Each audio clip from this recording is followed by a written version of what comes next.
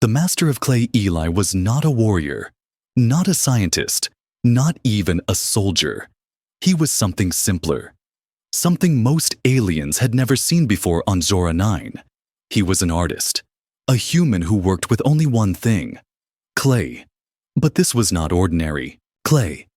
It was living clay that moved, breathed and reacted to emotion when touched with care and patience. And Eli had become a master at shaping it. Aliens from far places came to watch him work. They stood silently while he shaped beautiful forms, dragons with soft eyes, birds that looked ready to fly, statues that seemed to be whispering stories from another life. No machine, no artificial arm, no alien tech could do what Eli's fingers did. His work was slow, quiet, and filled with something even the aliens could not understand. They started calling him Master of Clay, a title that he never asked for, but one that spread across the colony like warm fire in cold wind. One afternoon, just as Eli was finishing a piece of a sorrowful alien child made of blue clay, the door to his studio opened slowly. She stepped inside, tall, elegant, with shimmering lavender skin and deep blue eyes that glowed slightly under the sun. Her hair floated around her like soft threads of moonlight, and her steps were light like music. Eli looked up curious because she didn't look like a client or a tourist. She looked like someone searching for something lost. "I heard you don't make just statues," she said, her voice low but steady. "I heard you shape memory too."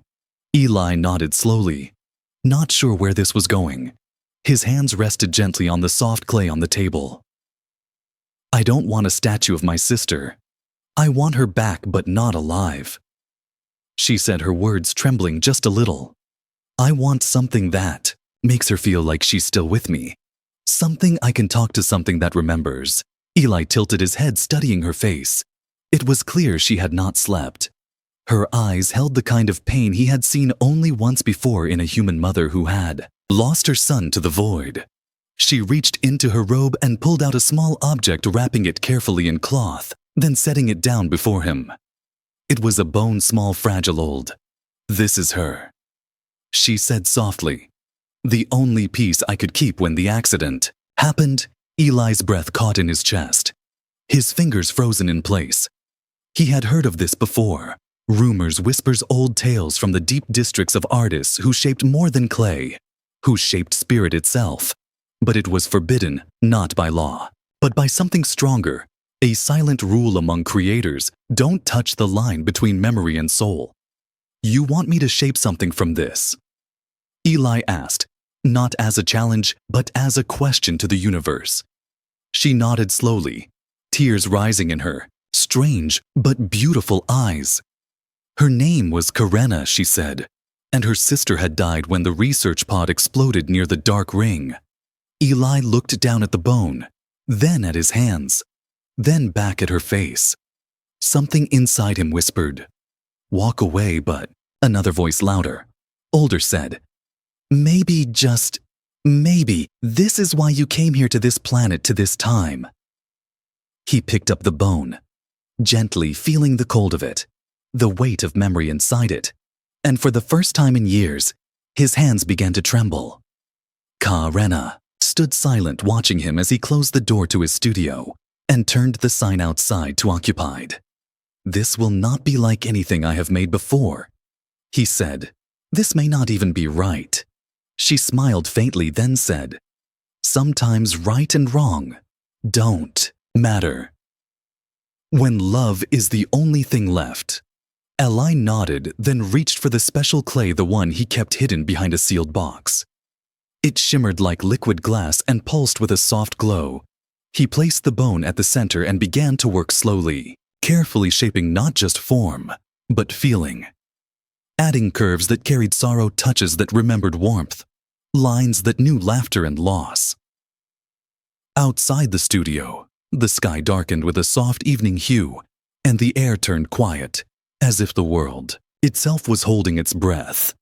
Inside, Eli's hands moved like wind across water, each touch bringing something to life, not just shape, but essence.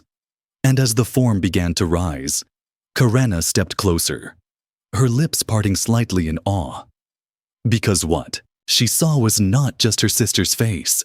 It was something deeper. It was the soul of a memory trying to breathe again. And then the clay blinked once. Eli dropped his sculpting tool and stepped back. His heart pounding louder than thunder. Karena gasped. Covering her mouth with both hands, the sculpture blinked again. And slowly, without sound, it opened its eyes and looked directly at her. The room went completely silent, but nothing would ever be the same again after that moment. The forbidden request. Karena stood, frozen. Her eyes locked with the clay figure that now stared back at her, unmoving but clearly aware. Eli stepped back again, unsure if what he saw was real. The statue should not be alive. It should not blink. It should not be breathing even slightly. But it was. His hands were shaking not from fear, but from something deeper, something ancient that every artist feared but longed to touch. The forbidden line between creation and life. Karena slowly stepped forward, her voice a whisper full of hope. Is it really her? The statue moved again, its fingers twitching gently like a child reaching out in sleep. Eli could not believe it. This had gone beyond art. It had become something else, something sacred and dangerous. How did you do this? She asked, her voice still soft but now mixed with awe and fear. Eli said nothing. He looked at the bone now buried inside the clay, at the glowing lines moving through the statue like tiny veins of light, and then at his hands still covered in wet shimmer. This is not normal, he said quietly. This is life crafting. It's banned, it's dangerous. It's not meant for humans. Karena's eyes filled with tears. Not from sadness, but from gratitude. You gave her back to me. She whispered, even for a moment I would give anything for that. Anything, Eli said, looking at her sharply. She nodded. Yes, anything. I will pay whatever I have. I will protect you from the officials. I will stand between you and their laws. Just don't stop. Please, don't stop. Eli looked at her and saw truth, not greed, not madness, only pain and longing, and something else too, something pure. But you don't understand. He said, life crafting takes from me too. It's not just shaping. It's sharing my breath, my memory, my soul. And sometimes the statue doesn't forget where it came from. The sculpture moved again this time, lifting its head just slightly and opening its mouth. No sound came out, but Eli felt it in his chest like a silent scream that shook his bones. He turned to Karena. Her name, he asked her real name. Karelia, she answered, her voice trembling again. I was supposed to watch her that night, but I fell asleep when the pod exploded. She was the only one inside. Eli listened in silence, understanding now that this was more than a commission. This was her way of asking for forgiveness for a guilt too heavy to carry. He sighed deeply, then nodded. I will finish it, but after that, I stop. She nodded quickly, wiping tears from her face, and stepped back. Giving him space, Eli turned back to the statue now. More than halfway done, the face was fully shaped. The eyes already saw too much. The lips parted like they remembered breath. He worked again through the night. Not sleeping, not eating. Letting the clay speak through his fingers, he mixed dust from the bone into the clay, added soft memory threads from Karena's voice, recorded into crystal beads, and shaped the feeling of guilt into the hands folded over the statue's chest. By morning, the statue was nearly complete, and something strange happened. The studio walls began to vibrate with a soft hum. The lights above flickered and the air turned warmer, filled with something like energy. But thicker. Eli looked around confused until he realized it was the clay. It was pulling energy from the room to stay alive. He stepped back again, exhausted, his hands sore. His breath shallow. Karena stood in awe again as the sculpture looked at her directly with recognition. This time, not just blank movement, but deep memory. The statue whispered a single word. Sister Karena fell to her knees and cried. Eli turned his back, giving her space. But that moment of peace did not last long. Outside the studio, heavy footsteps echoed through the stone streets, the sound of boots and metal armor drawing near. "They are coming," Karena said quickly. The officials, they must have felt. The surge, Eli cursed under his breath. His work had drawn attention not from art lovers, but from enforcers who police spiritual interference. "What do we do?" she asked, panic rising in her voice. "There's an old temple I saw near the canyon." Eli said, "It's abandoned. Maybe we can hide there."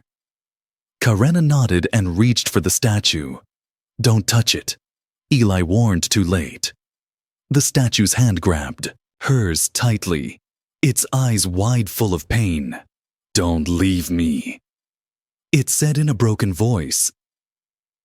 Eli moved quickly, placing a cloth over the statue's face, whispering something in a strange old earth language, then helped Karena break the connection. The statue let go and fell still again, just in time. They wrapped it in thick cloth and carried it together through the back door of the studio, slipping into the alleys and down toward the canyon. Behind them, soldiers knocked on Eli's door demanding entry, flashing badges with glowing marks of spiritual law. But the artist and the alien girl were already gone into the shadows toward a forgotten place where maybe, just maybe, they could finish what had begun. The statue that moved. The old temple was cold and forgotten. Cracks in the stone let in slivers of pale moonlight. Dust danced in the air like soft ghosts, and silence wrapped everything like a heavy blanket. Eli and Karena set the statue down carefully, in the center of the ancient floor, the cloth still covering its face. But the weight of the thing felt heavier now. Not just in arms, but in spirit. Karena breathed hard, leaning against the wall, her chest rising and falling fast. "We made it," she said. "We actually made it." Eli didn't answer. He was staring at the statue again, his eyes wide full of worry, full of questions that had no words. The clay was glowing faintly from within, pulsing like a quiet heartbeat.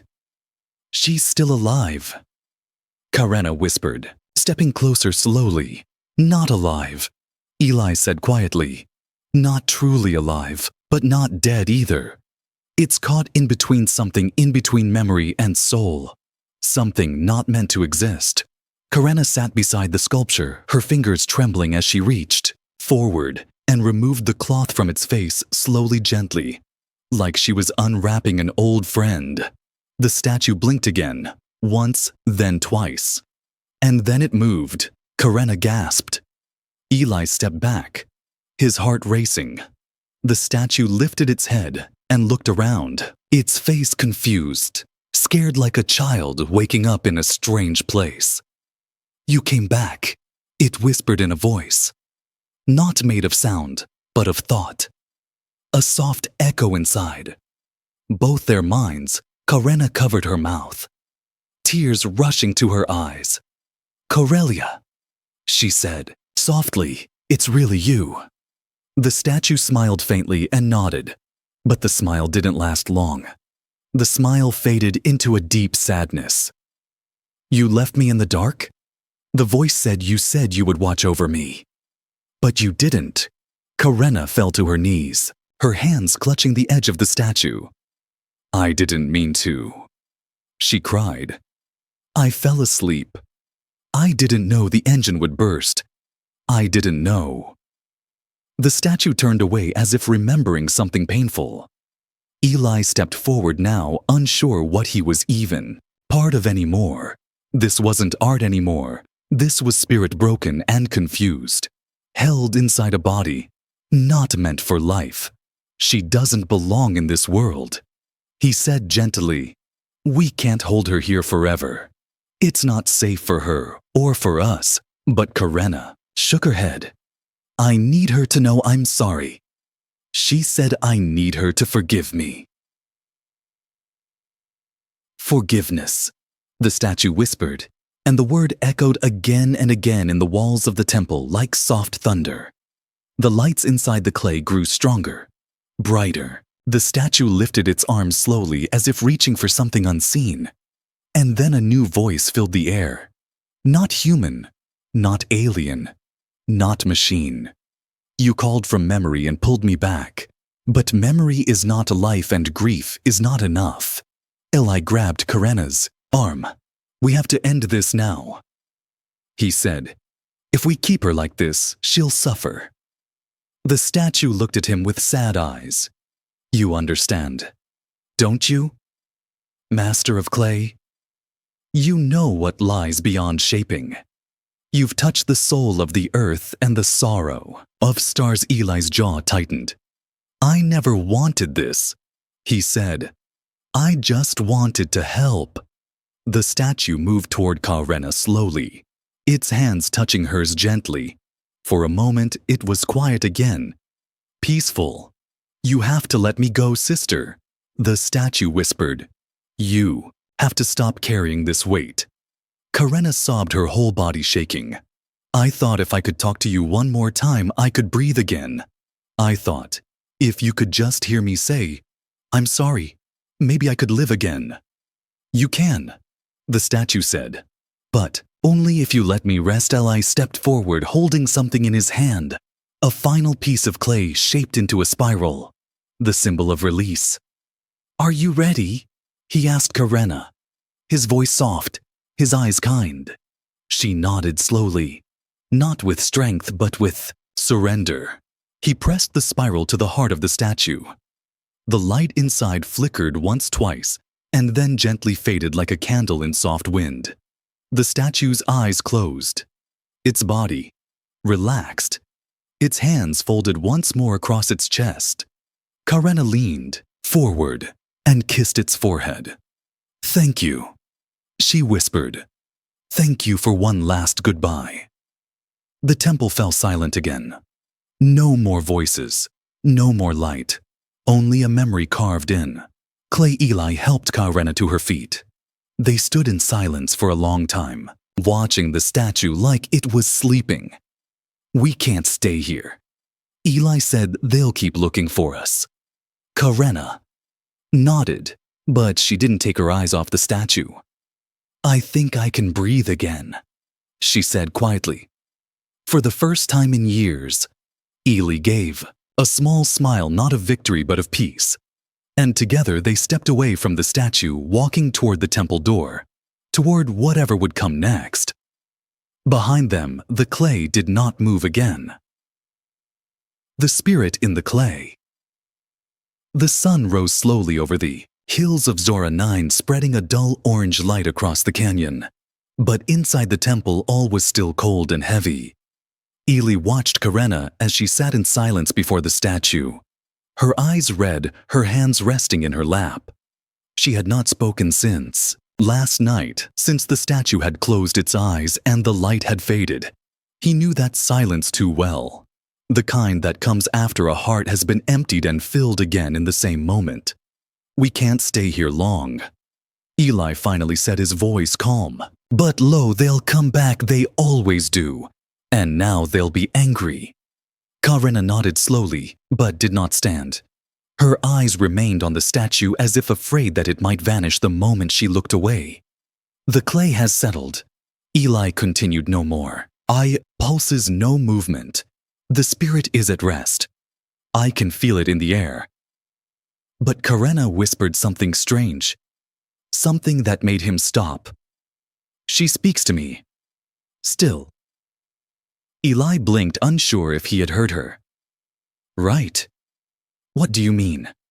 He asked slowly, his heart skipping. Karena placed a hand over her chest, not out of pain, but like she was holding something invisible inside me. She said gently, not with fear, but wonder. I hear her voice like a quiet memory, but alive.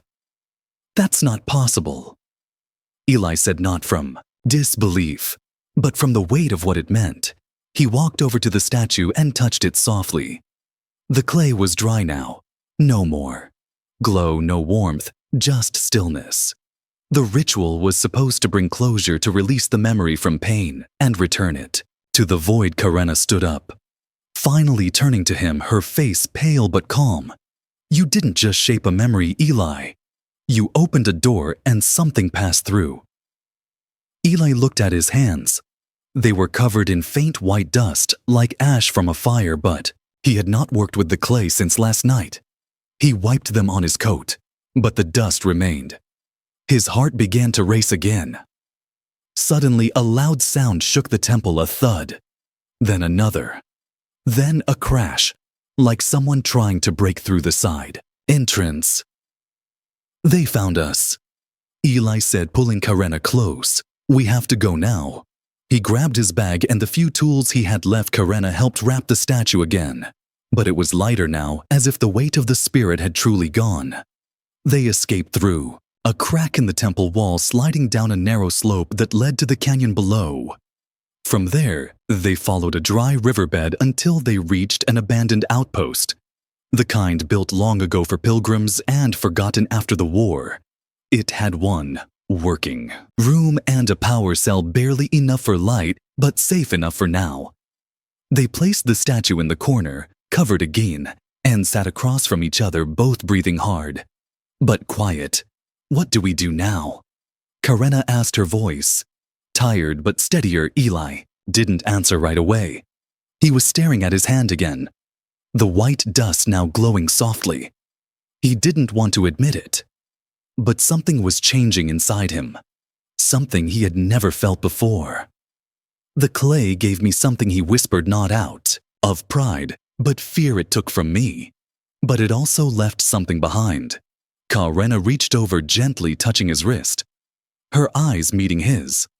I felt it too, she said. The moment you shaped her, something shifted in the air in us. You're bonded, Eli said. Finally, the ritual wasn't just for her. It connected you both.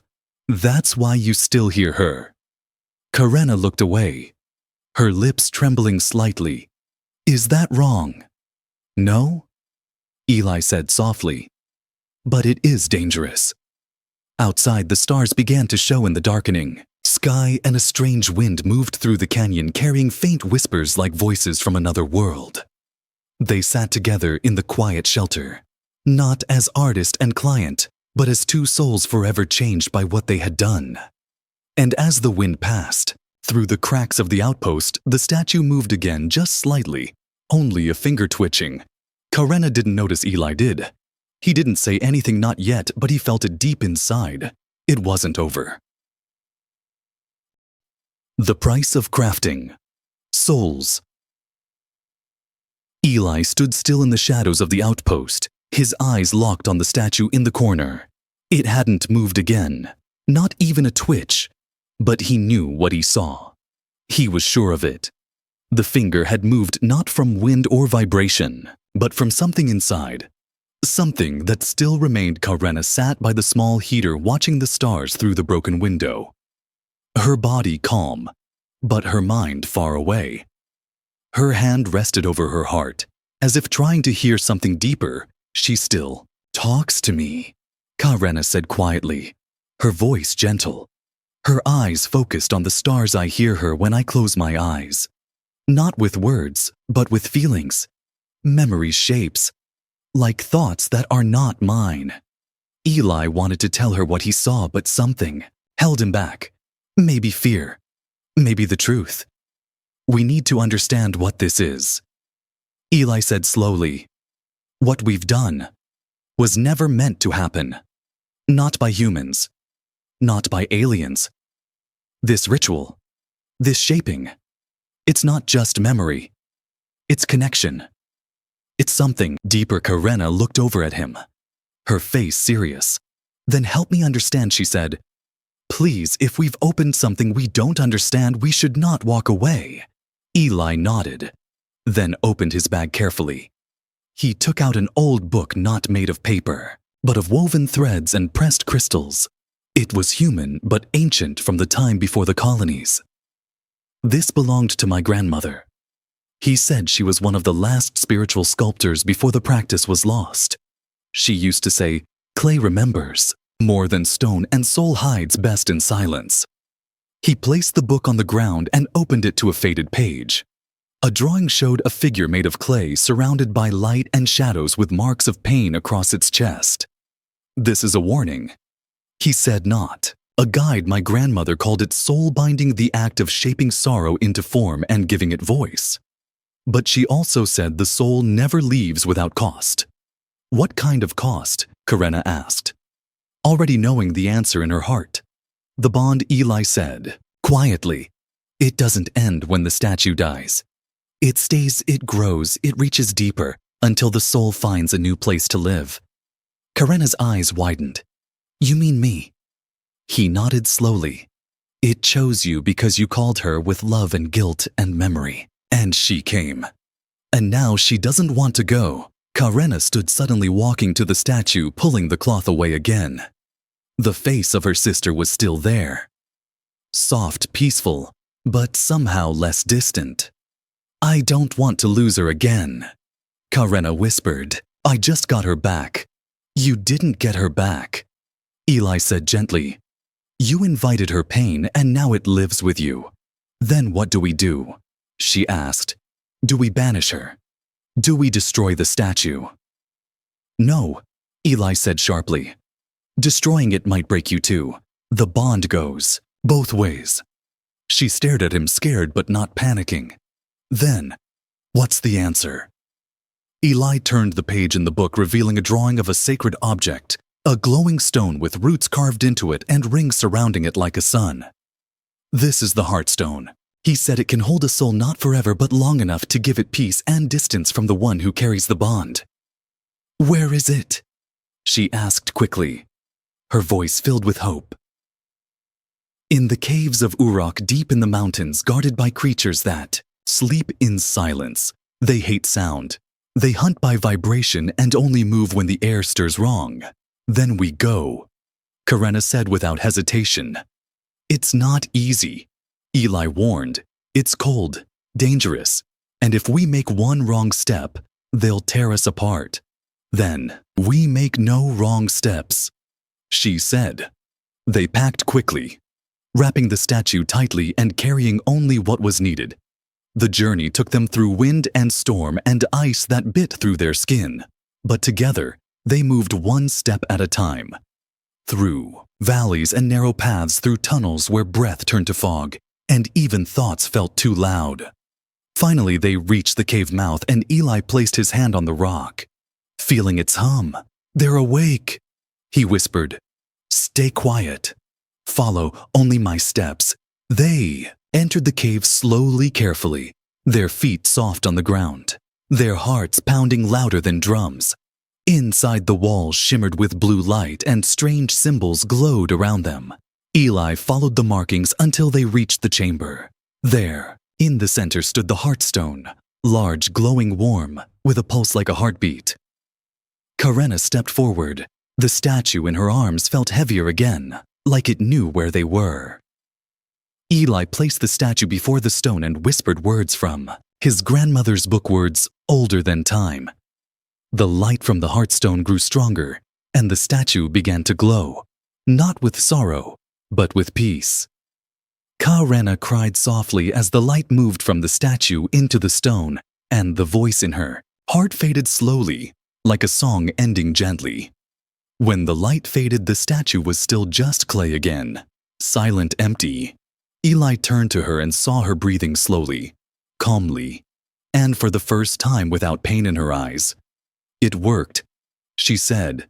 "For now," Eli replied. The last breath of the clay sister. The Heartstone chamber was silent, the kind of silence that wrapped around the soul and made every breath feel sacred. The soft blue glow of the stone still pulsed slowly, like the rhythm of something eternal. Karena stood in front of it, her hands trembling, her eyes filled with something more than sorrow. This time it was something close to peace. Eli watched her carefully. He had seen clients weep before he had seen aliens cry and scream and kneel before his work. But this moment was different. This was not about beauty or memory. This was about something much deeper. The statue that had once moved, once blinked and whispered, had now returned to stillness. The clay cool and dry. No more light. No more voice. It had released its soul into the heartstone just as the ancient writings had said. "Is she gone?" Karena asked softly, not looking at Eli, not daring to take her eyes off the stone. Eli stepped closer, slowly. He placed his hand on the smooth surface above the heartstone and closed his eyes. "She's resting," he said quietly. "Her soul is no longer tied to you, not weighing your chest or whispering in your dreams. She's found balance." Karena let out a slow breath, her shoulders lowering as if a mountain had finally slipped from her back. But her eyes were still wet with quiet tears. "Do you think she forgave me?" she asked, her voice small and uncertain. Eli looked at her, then at the faint shape dancing inside the heartstone. A shape like a soft flame or a sleeping shadow. "She came when you called. He said she stayed when you begged, and she left when you let go. I think that is forgiveness." In its purest form, Karena reached out and placed her hand beside his on the stone. It was warm now, no longer a relic or a tool. It was sacred.